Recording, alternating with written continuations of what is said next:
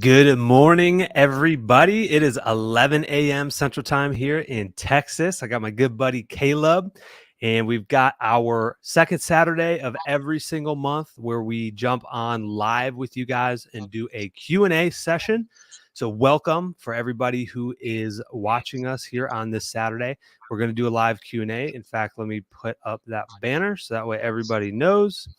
And Caleb, we've got quite a few new members in the group. There's probably like 300 over the last month. And I think we've grown the YouTube channel probably like almost 1,000 subscribers. So let the people know what you do, where you're at, for anybody who doesn't know. Yep, I own a lawn care business in Texas. Funny enough, I actually live 50 minutes away from Will. My business is lawn and landscape maintenance, just like Will. So mowing lawns, keeping up with people's beds, and I believe we're on track to do close to $350,000 this year in annual revenue. Let's go. Let's go. Yes, Caleb is sir. in the process of building his leadership.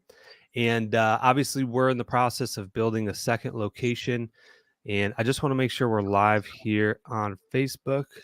And we were going to have our good buddy Sam on here today. However, he had to deal with some family stuff. So that's okay. But we always say, family over business. And, we just want to make sure that he's taken care of. So Sam, if you're watching this, we miss you. Maybe you could tune It's in bro. on the next one. So, It's showing it's live on Facebook, by the way. It's good. okay, perfect. Also I've got a little bit of echo here, so I'm going to mute that. Okay. So, today we are talking about 3 ways to boost efficiency. Caleb and I both have come to our 3 biggest levers, and we're going to share them with you. Also, I've got a bonus P for P versus base scorecard I'm going to share with everybody here live, and I'm going to do it probably towards the end, right before we jump into the Q&A. I think it'll help a lot of people because we're past that spring rush now of where we need new people. Well, we have the people now, and now it's like, hey, we got to fulfill the orders and do the work. And so I'm going to share that scorecard here right before we go in the Q&A. But I wanted to share this statistic. You got something, Caleb? No, I was saying I'm excited to see that. The scorecard. Yeah. I think it'll be really good. I I think was so too. I was telling Sam a little bit about it. He's like, dude, let me get in on it. And so I was like, you know what? Let's just share it live for everybody else to see, and then hopefully you guys can use it as well. But half of businesses fail within the first 5 years. And so how do we turn that around, right? How do we help business owners that are in their first 5 years in business stay in business? And efficiency is a really big component of that. So we want to make sure, oh snap, we got ourselves a guest jumping on here. Let's go. So, Sam, let's go. What's up, guys? What's up? What's We up, were dude? just talking about you. I know I was trying to do my best to get on here for a little. I probably only have like 10 or 15 minutes, but I just wanted to be good on my commitment to you guys. Absolutely. Absolutely. Well, we definitely appreciate it. Let me see if I can turn this around here. Let's do this, Sam, since you have only a few minutes. If you wanted to start us off with your 3 ways to boost efficiency, we'll let you drive this. Sounds good. So yeah, the 3 ways that I would increase our labor efficiency. First would be to identify if your production rates are even correct, because a lot of times when you're starting off as a solo operator, you can do X amount of square feet in X amount of minutes. But as a solo operator, you're probably a little gangster. You're getting out there, cruising. And when you get a bunch of employees on, they aren't going to be as efficient as you. And so if we have our production rates aligning with what we personally can do, it's going to naturally lead to inefficiency if you translate that over to your employees. And so I think that's one thing that we're dealing with right now. And really quick, is there an echo on your guys' end? There is. Yeah, I'm trying to figure that out. Okay. Here, let me do this. Oh, sorry. The last one standing. Let's go. No, I dropped you off on purpose. Oh, okay. Yeah. Is there an echo now? No, not Okay, as bad. perfect. I think that Um, helped it. Good deal. Appreciate you doing that. My ADD could not handle 5 different echoes. Um, but yeah, I think that's one thing we're dealing with right now, Will and Caleb, is we're having some natural inefficiencies and we can't really figure out why. I'm pretty sure it's because our production rates are off. So what we're looking at doing is increasing our production rates by 10%, but decreasing our hourly rate to the customer by 10%. So that does not change the price to the customer at all. Well, the revenue will stay the exact same. We'll effectively boost our labor efficiency by about 10%. What's good is it gets us a true production rate going forward. What's bad about it is it artificially reduces your budgeted hour capacity. So like your revenue ceiling is going to be capped because you're increasing your budgeted hours production rate by 10%. But what that does is it lays a good foundation to where your employees can now hit 75 to 80% consistently. And then when you want to raise those prices to your customers, you now have a good foundation of what a 75% to 80% labor efficiency can get you. And so if you are stuck at that 60 to 65% and you have no clue, why you're not hitting that 75%, there's probably a good chance it has something to do with your production rates being off. So that would be my biggest thing that I'm personally working through right now to increase our labor efficiency. The second thing would be route density. I'm not going to beat a dead horse. Like we all know, the closer the lawns are together, the better off your labor efficiency is going to be. Um, the biggest thing I tell my guys all the time is if you want to hit P for P, limit the amount of time you spend in the field. And that's just what I tell them. And so part of that plays into them not wasting their time in the field. And then part of that plays into me making sure the routes are routed properly. And then the last thing would be to ensure that you have the proper equipment on your mowing setups. And we did this year. So we operate with 2-person crews. I don't know about you, Caleb, but I know, Will, you guys are historically solos out there in the field. But we've always ran with 2-person crews, and we've always had like a stand down, a push mower, 2 string trimmers, and 1 blower. But going back to what I said with limiting your time behind a windshield, with that 1 blower, especially on clusters, we found that some person is sitting in the truck for a few minutes, right? And if we multiply that by, a couple stops throughout a day, that is, a game changer. So we purchased like um, a cheap handheld blower to add to our 2-person crews. And just that one purchase alone, it's a $170 purchase, has increased our efficiency by like 6% across the board. Just that one purchase. And so that's, making sure that you have the proper equipment will increase your efficiency as well. And last thing I will say is, no, I did not get into a fight. A log smacked me in the face when I was string trimming, but I smacked that thing back. You better believe it. Broke it over my knee. Let's go. That's awesome. I love it. I love it. That's very cool. I think the echo, Caleb, is potentially on your side. So maybe like when you're not talking, if you just want to maybe mute your mic, and then when you are talking to unmute it, I think that'll be good. That was good stuff, dude. I Thanks, brother. like that. I like that. Caleb, did you have anything to add on top of that or anything, or have any questions on those? Yeah, I thought that was all solid advice. So I did want to ask about the blower. So you said it increased your efficiency by 6%. That's pretty solid. I mean, it's huge, man. Because then if you take that 6% and you like line it up with, how much money you could be saving, right? You're getting 6% back on your time essentially. And is that worth $180 of a one-time purchase? I would say yeah, because I you think can so, yeah. compound that over a whole year to however long the piece of equipment lasts. But yeah, it's been huge because the biggest thing is the simplest thing to look at is with efficiency on a 2-person crew. Granted, it's a little bit different with the 1-person crew. You don't need 2 blowers. Um, is if somebody's sitting in the truck for minutes at a time, that's wasted labor, right? And ultimately, labor efficiency is you're trying to maximize your labor. And so, how can we make sure that somebody is not sitting in the truck doing nothing? Like, yeah, you could have them go out and do door hangers, but that doesn't help your efficiency. That only helps you with revenue.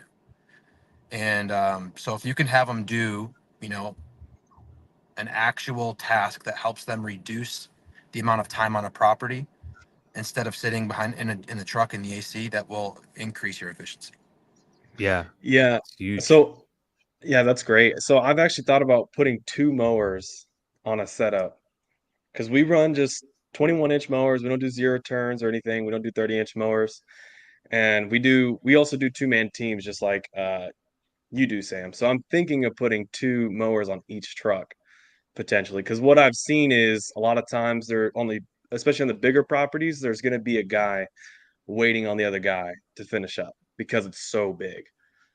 Yeah, we do the Yeah. same. We have a stand on and a 21-inch push mower, and we would still have that same setup if we were a solo as well, because some lawns you just don't need to stand on. But um, with us having that stand on and the 21-inch push mower, if we have a super tiny front yard and a big backyard, what we'll do is we'll just have the guy in the stand on go right to the backyard, and then the guy like don't even touch the front yard with the stand on. Like I'll string trim the property, I'll get the push mower, I'll probably get to the blower while you just do the whole backyard. But yeah, giving your crews an opportunity to do whatever they can to minimize their time on a property is going to increase that efficiency. Yeah, that's huge. And the other thing I like about that is like if it's a handheld like electrical blower, it's like the like outsource of effort or like how much it's not draining, right? Like sometimes when you have a really big blower and you got to carry it on your back, it's kind of like heavy and it kind of like drags you down a little bit. With the electric handheld, you could just whip it on out. It's not as much effort, you know what I mean? It doesn't use as much energy, I should say. Yeah, for sure. You're absolutely right. But I don't know if you guys used handheld blowers like we have, because I only had a handheld blower when I first started off as a solo operator. That thing gets like it vibrates your whole hand and arm, and then you're like, I don't know. It's just like I would much rather take a big old backpack blower off of a rack than a handheld, which I think will move towards that route next year. But if you're just looking for a quick, cheap fix to increase your efficiency, a handheld blower would do the trick. Yeah. I love it. I love it. Dude, that's solid stuff. And I appreciate you jumping on. Yeah, Um, dude. are you planning Thank you, on Sam. sticking around as we transition in I or have I have a few minutes, and I'll be a contributing member to society here with you guys. But I'm gonna probably have to do the Irish goodbye at some point, so I'll just click the exit button and I'll be out of here. But I'll stick around for as long as I can. awesome. Awesome. Sounds good. All right, Caleb, you want to take the share with us your 3 ways to boost efficiency in your mowing business.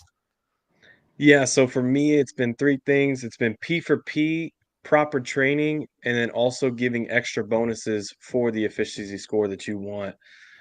So number 1 was P for P. This is something I implemented last year. Um, this directly allows you to pay your team members more for raising their efficiency. So the more efficient they are, the more that they get paid. Now, I will say that it is kind of hard for newer team members to grasp this, at least in my opinion, from what I've seen. But one of my team members has been with me for over a year, really, really loves P for P. He grasps it very well and he crushes it.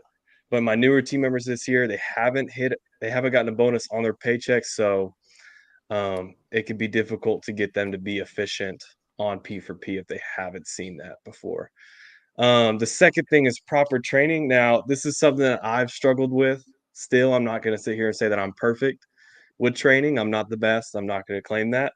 But I think proper training is key on that first day, that first week, first 2 weeks, like training them properly, giving them the time to figure out the equipment, your efficiencies, how you do the work is huge. It's something that I haven't done well this year, but it's something that I've gotten a lot better at and I've learned and trying to get better at. Um, I think that's huge. If you don't train someone how to be efficient on a property, you can't expect them to be efficient, right?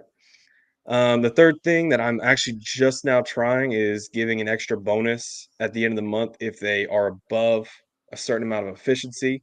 So, um, actually, I think what it was whoever was the most efficient that month got a bonus, and then the person that had second place efficiency also got a bonus. But the only way that you could be eligible for that challenge is if you were above 60% efficiency. That's the only way.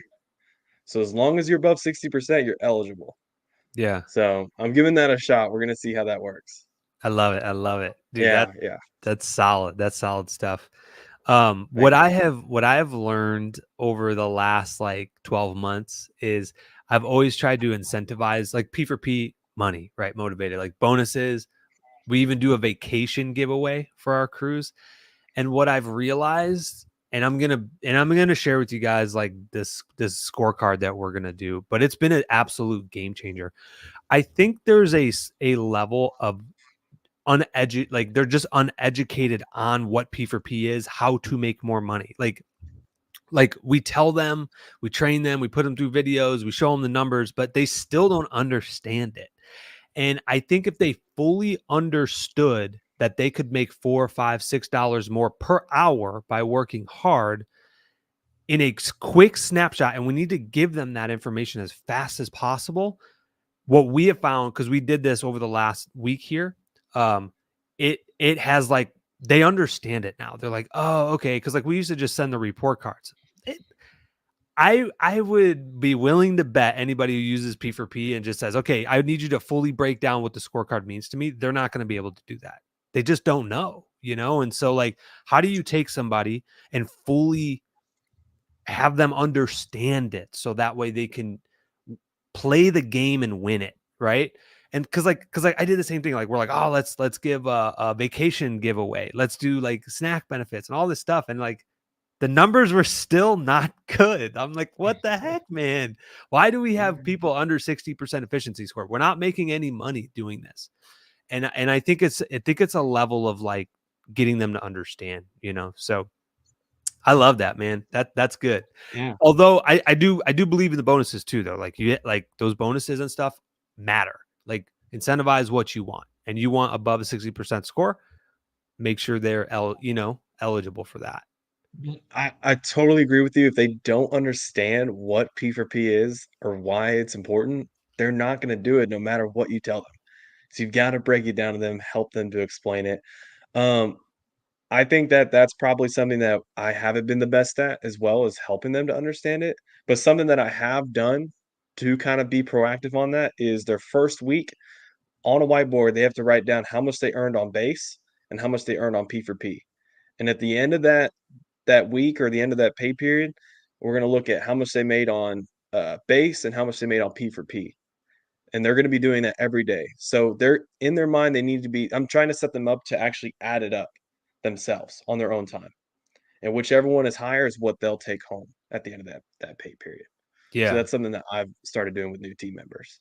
Absolutely. And that Yeah. that is huge. That is huge. It's similar to kind of what we're doing. And I'll show you like the sheet that we do, and maybe you can use it for your business. Yeah, sure. So yeah, that's huge. That's huge. I want to jump in here. I know we've got some people watching live. Obviously we're going to do a Q&A at the end of this session. So if you have any questions, put it in the comments below and they will be answered by Caleb and I. So that way it can help grow your lawn and landscape business. And also, again, just a reminder, I'm going to share that scorecard here once I get to the end of my 3. So today we're talking about 3 ways to boost efficiency in your mowing business in 2024. So here are my 3, and I'm actually dealing with all 3 of these as it stands right now. These are all the things that I like unlocked in my brain over the last 30 days. So number 1 is having the correct mindset and framework of the priorities in your day, whether you're a business owner or a general manager or just getting like your business started. You have to literally sit down and figure out what the priorities are, because there's so many activities in your day that you could do that literally distract you from the things that actually move the needle forward. And so there's just so many things. And I literally had to do this with my GM this week. I said, how much time are you spending on these activities? And we found out it was 7%. I said the other 93% of the stuff you're doing is gone. It's out. We are putting these things at the forefront, and we need to get your time ratio back to like you're spending 50% of your day on this stuff. All else can be spent once these tasks are done. What are those tasks? It's very simple. At the forefront of your brain, if you're getting started or you're a general manager or a business owner, sales.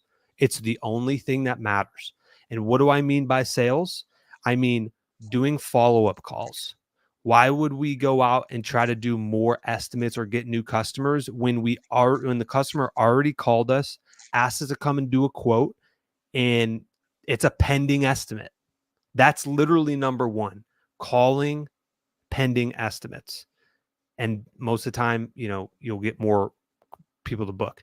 Number two is actually conducting drive-by estimates. Again, you want to grow your business. If that's the goal, you need to be selling, washing the trucks, sharpening blades, checking your email, unless it's sales, doesn't matter. All that stuff is like, it gets in the way, right?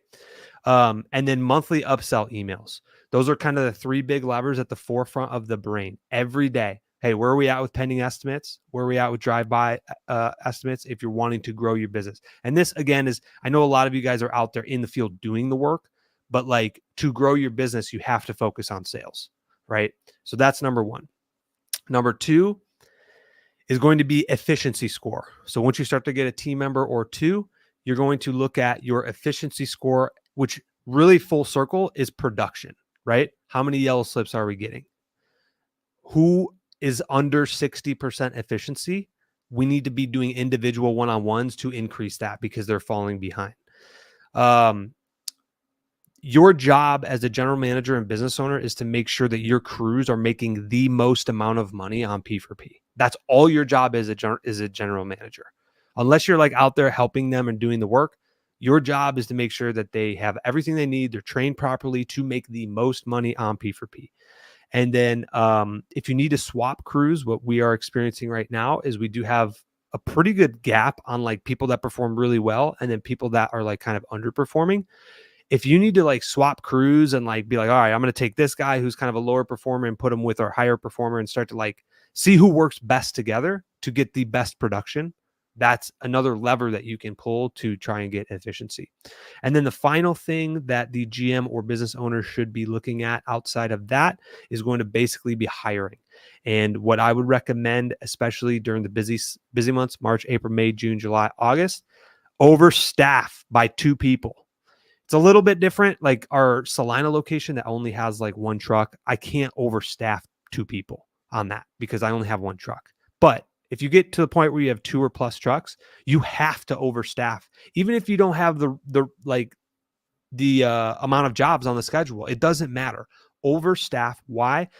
People are sick. People are call off. There's rain delays. We got rained out 3 days this week, but there's revenue that's literally not getting done because we couldn't get everybody here. Not a lot of people, the employees don't come in on Saturday. People get injured. People take vacations. People leave your organization. Sometimes you have to fire somebody. Like stuff happens. And so you want that. Sometimes the truck breaks down, right? Like you need that. You need options is what I'm saying. Okay. So just overstaff during the busy seasons, which is 6 months out of the year. And then basically number 4 on that is all else. Like anything else that doesn't pertain to sales, production, i.e. efficiency score or hiring is out the window. Move it to the side. It doesn't matter, and I'm talking like cleaning the trucks. I'm talking like organizing the shop. Doesn't matter. It's all stuff that gets pushed to the side, So that was my number 1. Sorry, that had layers on it. All right. Number my mic muted. They had a lot of layers, is what I said. Yeah. So you may have to go back and rewatch that. I apologize. Okay. Look, if anybody that knows me, I go layers deep on these things. All right. Number 2, before you spend $1 on marketing, you must do these things 1000%. Before you spend door hanger money, Google ad, Facebook, it doesn't matter. The first thing you should ask yourself is number one, have you sent out an email in the last 6 months asking all of your customers for a Google review? That's number one.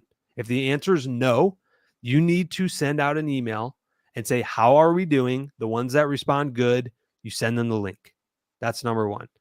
Number two, sending out an upsell email every single month.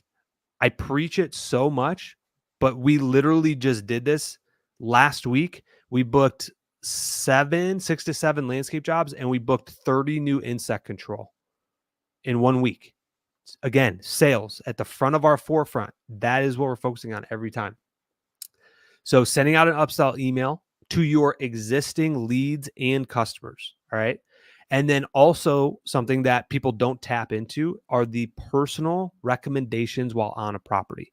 So whether it's you or you have a crew, you need to be telling them to be like, hey, look, if they need mulch, put it in the notes or send them a direct text that literally said, like, the upsell email is a blast. It's like, hey, I've got so many slots left on my thing. This personal recommendation is, I was on your property today and I noticed you need mulch. Would you like a free quote?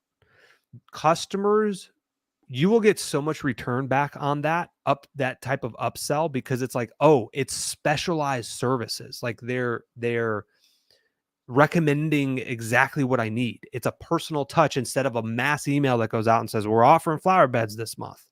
No, it's, I was there today. You need this service. I can get that for you. Let me know if you need a quote. Tap into that.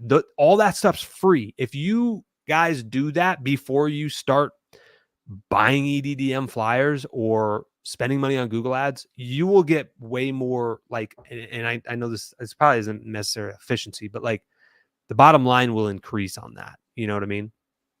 So that's number two. All right. We got to number three. So, and I have an example for everybody here that's watching. All right.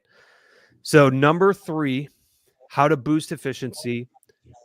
Again, what we found in our business is we've got about 12 people that work out in the field, and like 6 to 7 of them are like high performers. Like they make like $5 more per hour every day. They're really efficient for the business. They make great money. And then we have like a group of people that don't really ever get any yellow slips. They're great employees. They show up all the time, but like, they're just not like there's no middle. There's no like high performer, middle, and then like low performer. There's like high and low.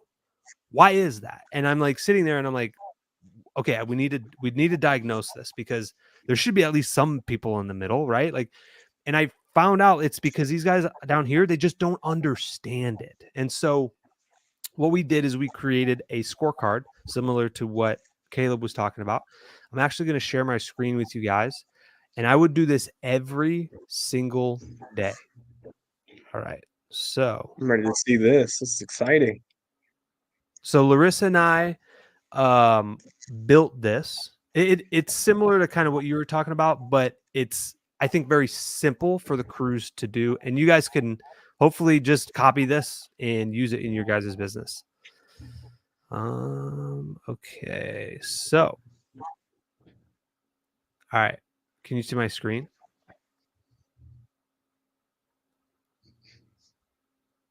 Caleb, can you see my screen? I can see it. Yeah. Okay, perfect. All right. So this is a scorecard, and basically what we just implemented this week, and it's been working extremely well, is you basically have this scorecard here. They put their name up top. They put the week of, because we're going to do this every day throughout the week. And as you can see, if their efficiency score is less than 60%, that's bad. So do we have to do this with every team member? The answer is no, we don't. We only have to do this for our team that is not consistently above 60%, because clearly they need a little bit more time, energy, and effort, you know? So basically what we do is you just calculate your budget hours completed, divide that by your total clocked hours, and it equals their efficiency score. All right. So even if their efficiency score is above 60%, if they're that type of team member that is consistently under 60%, I'm going to do this all week with them. And so if we look down here, similar to kind of what you were talking about, Caleb, we have our chart for Monday, Tuesday, Wednesday, Thursday, Friday, and their total. So what we'll do is we'll actually go through this, and they'll come up here, take their budget hours completed, multiply it by 80, which is what we charge the customer per hour. And then we multiply it by 0.33, which is what they get paid based on P for P. And then that will get them a number here. All right. What we have found is when we go through here, their P for P number, when we start to track it like this each day, will start to increase because they'll start to understand it. I did this with one of our team members this past week, and he had like 144 on P for P, and his base was also 144. And it gives the team member, like, how do you calculate this? It's like, well, we pay $18 for base times your clocked hours up here. Okay. And that gives them the number. What we found is we did that with a team member this week, and it was literally the exact same. And it was 144 on P for P, 144 on base. And so, we sat them down. We're like, look, you didn't make any money for that bonus. And we put that underneath. So are they plus or minus that P for P number? And this one he was equal to. And the next day, literally, we did the same exact thing. And he ended up being, I think he did like 160 on P for P. And then again, 140 on his base. So he made a $20 bonus that day. And so it's very clear to them, like, oh, snap. Okay, I worked a little harder today. I moved a little quicker with a sense of purpose, and I got $20 extra on my day today. And so we can go through this. And then what you can also do is take their total P for P and divide it by their clocked hours, and that would get them their dollar per hour. So what I like to do, like that scenario where the guy, where our team member actually had a $20 bonus, I then said, okay, so you made 160 on P for P and 140 on base. So 160 divided by, and he had clocked for 7.5 hours that day. It came up to be, I don't know if you guys can see my laptop or my. He made a $3 bonus per hour. He made $21, over $21 an hour, because he worked harder and understood that, oh, snap, today I moved with a little bit more sense of urgency. I didn't have to get a yellow slip. And I made a $3 bonus per hour worked because I worked hard. And I think if we break it down like this every day for people that are under our 60%, I am confident that if you guys use this type of thing, they will understand it better. That, oh, I made a $30 bonus today, or maybe I didn't. And it's like, it affects the whole week. So when you get through that entire week, if they've got a $20 bonus on every day, dude, you're going to get an extra $100 this week for working hard. Oh, by the way, our pay period is 2 weeks. So you're going to get a $200 bonus when you get paid. That's pretty cool. You know what I mean? Like, so hopefully you guys can use this. Larissa kind of put it together in a very simplified thing for her to use, but feel free to take a picture, and I think this will help. Dude, this is awesome. I love this. You should send this to me afterwards for sure. But this is pretty cool. I'm gonna implement this. This is a lot better than kind of what I was having my team do whenever they first started. This like really breaks down everything for each and every single day. I love it. Yeah, this is great. Very smart. And what I would recommend everybody that is watching, and you also, Caleb, do not fill this sheet out for them. Have them fill the sheet out. Have them figure out, okay, what time did you clock in today? 7 a.m. Okay, what time is it now? And you do this when they get back to the shop, ideally. Or if you're not able to be there at the end of the day, at least first thing next morning. Like, okay, you clocked in this morning at 7 a.m. You clocked out at 2. How many hours is that? 8, 9, 10, 11, 12, 1, 2. That's 7 hours. Did you take a break today? No? Okay, great. So our clocked hours is 7 hours. Now pull up your dispatch board, and all those decimals of budget hours, you're going to add them all up. And that's going to go right here. We're going to divide that. We're going to get our score, and it's very, very simple for them. Even with the parentheses, like again, the guy, like after a couple days, they'll be like, they'll get better at it. They'll be like, okay, I know how to do it. I don't need my manager here to like show me. But they'll start filling it out themselves. It's like, hey, let's figure out what your efficiency score was today. See what your bonus is today. Every day until they're consistently above that 60%. I would do the scorecard daily. That's my number 3. This is fantastic. So I guess my question is, with the budgeted hours, for us on Service Autopilot, it doesn't show the budgeted hours on the jobs. How do you give that to them? Are you like, when they get back to the shop, do you give them that number? No. So I want them to fill it out themselves, even if it takes them a little bit longer. Me as the manager, I could give it to them, but I want them to do the work. I want them to understand it, and I want them to crunch the numbers every day.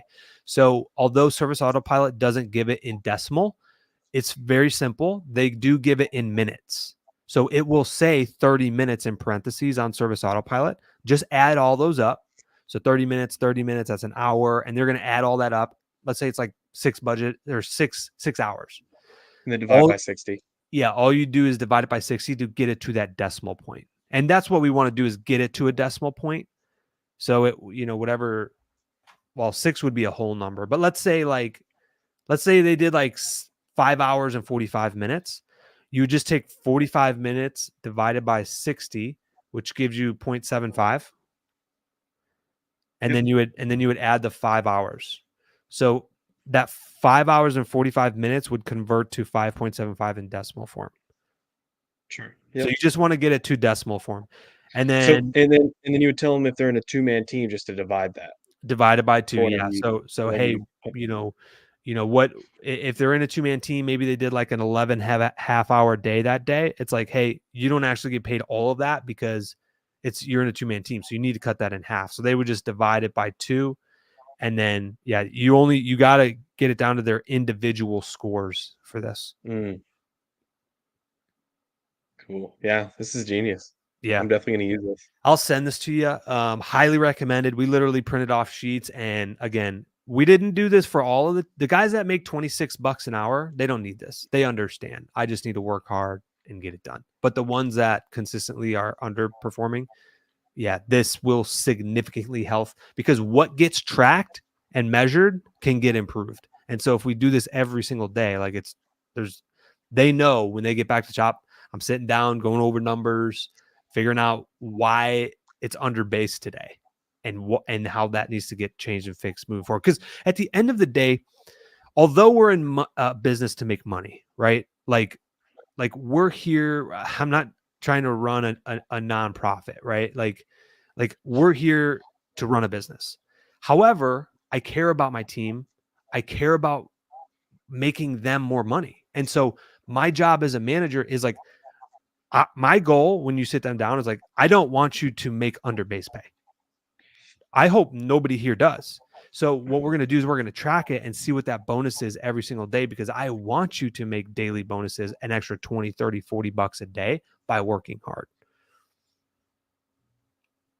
So hopefully that helped. I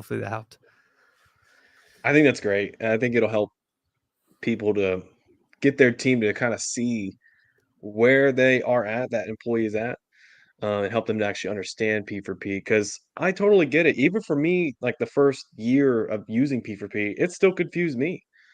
I was confused understanding it. I still didn't fully believe in P4P really until this year. So yeah, I think that's very crucial in helping them understand that. Yeah, absolutely. Awesome. Well, that wraps up what we got. Let's jump into the Q&A. Unless you had anything else to kind of touch up on, Caleb, but looks like I think I'm good. I'm excited for questions. Let's do it. Awesome. So it looks like we got some questions in here. As always, I'll let you start us off here. Actually, let me turn the banner off. Everybody knows we're in Q&A now. So, all right. So Navarez 87, Do you guys prefer enclosed trailers? No, we are the opposite of that. Now that doesn't mean I maybe wouldn't use it in the future for another business or something like that. I'm not going to use it in my lawn maintenance business. I've just have found that putting a dovetail in the back of your pickup truck is the most efficient, and it works best for the type of customer that we serve. Yeah, I think there's definitely pros and cons to enclosed trailer. Like what Caleb was saying is him and I, we do really small residential properties. So like just 21-inch mowers. If you have like are doing larger size properties where you actually do need a trailer, like it might actually make sense to do a enclosed trailer because to be honest, you could probably park that thing like in your driveway and not necessarily need a storage unit because it's kind of like a storage unit on wheels. And then you can keep all Yeah. your equipment in there. I think there's definitely times where it would make definitely sense. Our business models, we just focus on really the small residential. So we just find it more efficient without them. All right. Satcher Adams. What is a good amount of residential lawns to schedule for a solo operator a day? It's going to depend on so we used to go off of number of properties, but the problem with that is it's not necessarily accurate because if you have 15 corner lots or 15 cul-de-sac lots that are really large in the backyard, it's going to be a very, very long day for one guy. Versus if you have 15 yards and they're all in the middle of the street, front back, and there's no alleyway in the back, and they're small lawns, like you could probably crank that out and be done by 2 o'clock. So what you'll want to do is basically just track your time on each property and figure out what the budget hours are. And what we have transitioned to is instead of giving somebody like, hey, we're going to give you 15 lawns today, we say, hey, we're going to give you 6 budget hours today. Doesn't really matter the property sizes. And it amazes me when we get new employees that used to work in lawn care and they come over and they're always like, how many properties do I have today? It's like, dude, it doesn't matter how many properties. What matters is the budgeted amount of time per property, because that will get you a more accurate reading. Do you have anything to add on that one? Yeah, I totally agree. That's how I run my businesses, based off budgeted hours. Awesome. Satcher Adams, is it okay to pull a trailer with a zero turn using a V6 truck, or should I get a V8 as soon as possible? I mean, I guess it depends on the size of your trailer, the weight of the mower. I would probably go for a V6 because it's going to be a cheaper truck potentially. But I mean, if it makes more sense to get a V8, maybe it saves you more on gas. It's going to be able to actually pull the large stuff that you are carrying behind you. I would say, yeah, go ahead. If now usually I probably would say if you're just pulling like a little tiny 5x8 trailer with a small zero turn, you're probably okay. But if you're trying to do large landscape installs where you're putting like pallets of mulch and sod on your big, 10 by 15 trailer, whatever, you're probably going to want a V8 or even an F250 or like I don't know what you would call them. Those bigger trucks, you probably would want something a lot more powerful. Yeah, absolutely. And then real quick, guys, anybody that is watching live, go ahead and just hit that like button. It helps the algorithm out, brings more people to the live stream so we can help more people and reach and make a bigger impact. Like and subscribe. Yeah. Okay. How do you charge for hedge trimming? So it's a good question. We used to charge to me, hedges are like rows. For just bush trimming alone, we used to charge actually like per bush. And we found that was a very flawed way, because if you get like a ton of bushes that are like kind of near each other, you can just like be way more efficient with it. And our pricing was like way higher than it normally does. So we just charge based on the project and its time. So, after having done a couple of them, you'll kind of know how long it roughly takes. Maybe that's an hour or 2 hours to trim up the bushes and stuff like that. And what we have found is, honestly, normally trimming the bushes doesn't take that long. It's typically the cleanup of like having to like bag it and like rake it up, the clippings, like that's what typically takes longer if you're taking off a decent amount. So just make sure to factor that in also. If you're unsure how to price it, like on your first time, you're going to underbid yourself. That's okay. But just make sure you track it so that way on the next time you quote, you're more accurate on how long it'll take. Yeah. And I agree with Will, like tracking your time is huge because at some point you've got to move from charging per shrub or per job, like kind of just eyeballing it. You got to figure out how long that job is likely going to take and start charging based off of that time. And I see this all the time on the Facebook groups, like, how much should I charge for this mulch install? It's like, dude, it's so simple. The amount of time you think it's going to take multiplied by your hourly rate plus material fees and dump fees equals your price to the customer. Yeah, that's That's big. all it is. That's big. That's good stuff. Satcher Adams again. Is it worth it to get a herbicide certification? What kind of upsales could I offer if it is worth it?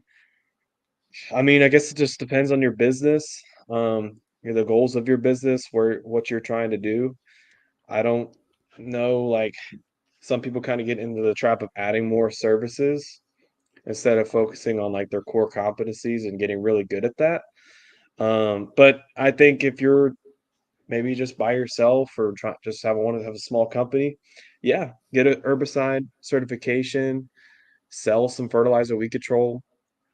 It's a higher profit margin service, so you can absolutely do that. I think it could be worth it. It just depends on the type of business and your goals that you have. What do you think, Will?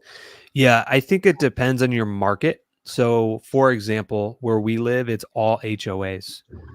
Our customers will get a violation that they will have to pay for an additional fee if they have lots of weeds in their yard. So clearly our demand out here is much higher for it because they don't want the HOA finding them for ugly weeds in the lawn. So to whereas if you're in a uncorporated area that maybe they don't have HOA or care about their lawns as well, that might not be a good spot for you to like invest your time. So really definitely look at your market, or maybe you're in a high-end market that there isn't an HOA, but it's high-end and everybody's lawns are always looking great. Like that might be a option to add that as part of your services as well. What we did is we sat down and we said, hey, what are the three most biggest pain points and calls that we used to get? It was mowing, weed control, and flower bed cleanups. And guess what we do? Mowing, weed control, flower bed cleanups. Really anything else, we kind of push to the side. And but if you are looking at getting into herbicide certification, I do have an applicators training course in all of our YouTube videos. If you just look in the description, you can actually go there. We give you like our program. It's based on North Dallas kind of central location, but I think you'll find good value in that. We just sent out an insect control upsell that is going to probably generate 10K this year. So there's other things that you can do. You could do tree and shrub treatments, which we don't offer, but yeah, there's kind of a lot you can do with that. I think this one's mine, huh? Yeah. Green Empire. So as an owner operator with one truck and two helpers, what should my steps be to set up 3 crews of 2 next year? And should I still operate one of those trucks? I plan on hiring a call center. Okay, so what are your steps to basically set up 3 crews? Obviously, you're going to have to grow. So you're at 1 truck with 2 helpers now. You're probably going to need a decent sized marketing budget to double the trucks, unless you have a decent sized database of clients and leads in your CRM that you can really tap into and start to upsell. Because Caleb's kind of going through this right now. I think last year you had 1 truck and maybe a helper, and he's basically building this up. So Caleb, you might have a better answer on this one. What are your thoughts? Well, I will say I had 2 trucks last year, 1 helper, and I was using the other truck. To set up 3 crews of 2 next year. Yeah, I mean, it's just gonna be marketing, ultimately, like, marketing, you're definitely gonna need money, so that's gonna be one of the things. Money, for sure. Um, you're also gonna need time, you're gonna need to put in the time, so putting outdoor hangers, purchasing Google Ads and whatnot. Um, the question of if I should still operate one of these trucks, probably. I would probably still say you should operate a truck. I do that now to be able to pay for myself. Um, but I'm not working out in the field like I did last year as much as I used to be. Um, so again, like what Will said, is marketing. I think that's really good. Is what's going to take you there. So you're going to need money and time to be able to achieve that. Yeah, and I think at that stage too, like Caleb said, you're still like a worker out in the field. Maybe not 5 days a week, but probably 2 or 3, and then you're doing like estimates on the other couple days. Yeah. At that size. But I will say with his question, I love the call center idea. It's great. Satcher Adams, what size weed eater string do you guys use for residential property? I don't know. Just string trimmer line, good string trimmer line. We use 0.95.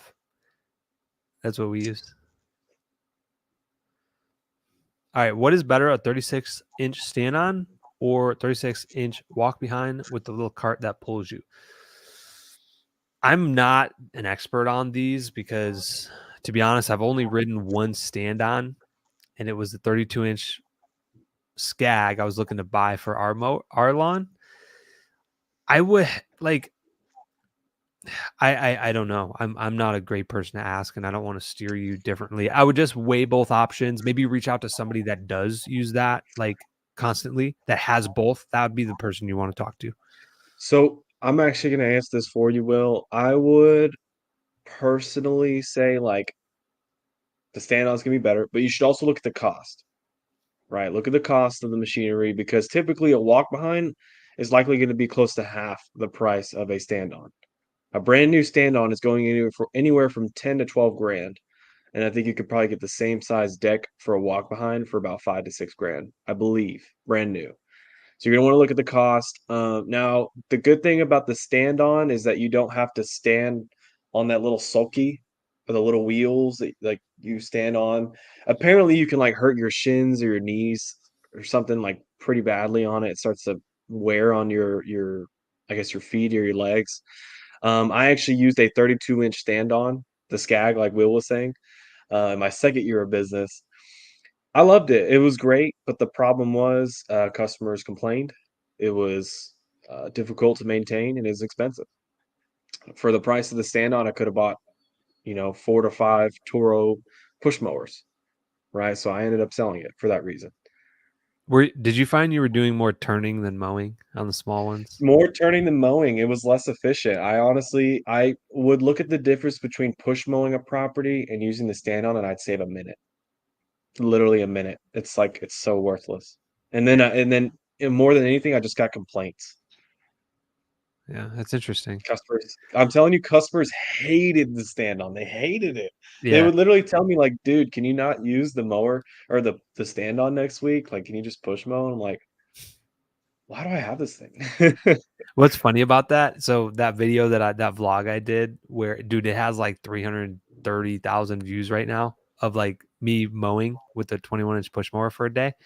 I get so many comments of people like, dude, why don't you get a 32-inch stand on? You could cut that. And I'm like, I don't know, man. Like you've been doing like more turning than mowing. And like our lawns are only like 3,000 turf most of the time anyway. So it's like, it just doesn't make sense. But I get so many comments on there that are like, dude, you need to get a stand on. I'm like, yeah, I don't think so, man. I would definitely say like if your property's average were over like 8,000 square feet, I would probably consider it. You know what I mean? Like Yeah.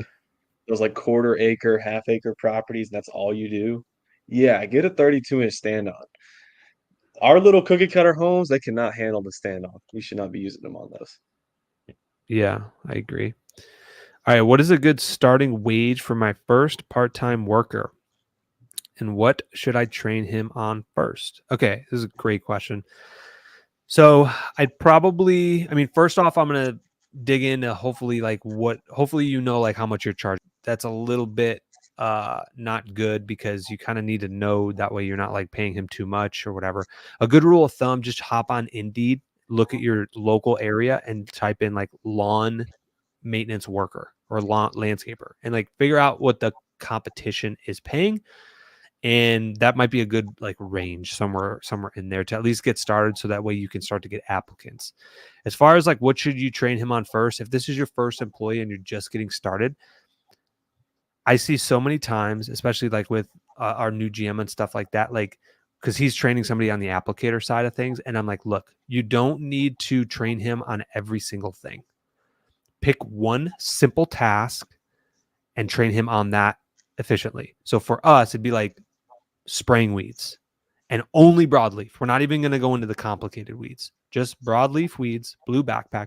All you're going to do is you're going to show him the rotation, and you're going to do that. So like if he's mowing, put him on the mower all day for like a day. That's it. He's going to know what fuel goes in it, how to turn, what's setting height to do it. Like he should be a and get all the reps in, because you could tell somebody how to do it and he'll be like, oh yeah, I know how to do it. But until they get the reps in 20 times on 20 different lawns, they're not going to be great at it. So one piece of equipment, and then once he masters that, then go to the weed eater. Once he masters that, then go to the edger and blower. And that's kind of how we treat it, to just keep it simple. Nice. Anything to add on that, or no, you're good? No, I think you answered that perfectly. Yeah. Awesome. Satcher Adams, thank you guys for the info. Thank you for the questions, my people. So it looks like we are all caught up on the comments and the questions. So quick Q&A this session. Hopefully this helped you guys bring value, and yeah, hopefully, obviously we do this for you guys. We want to make a good reach, a good impact. Everybody who's watching, please click that like button and let us know if we're doing good or if we're not doing good. We'd love critical feedback also. But what you guys want to hear. We try to base it on what we're experiencing in our businesses, because I feel like a lot of what we are experiencing, you guys are experiencing as well. And so we felt as though efficiency, now that we're like mid-season, most of us have our people, and yeah, hopefully that helps. Yeah. Awesome. Anything? Yeah, I learned stuff too. This was great. And I appreciate everybody for hopping on as well. Yeah. Awesome. Well, Caleb, thanks for jumping on. Everybody, all of our 13 live viewers, we appreciate you tuning in on your Saturday with us. We'll see you guys 1 month from now on the second Saturday of every month. We do a live Q&A mastermind meeting with Q&As here for you to help you guys grow your business. Everybody take care and have a great Saturday. Bye, all.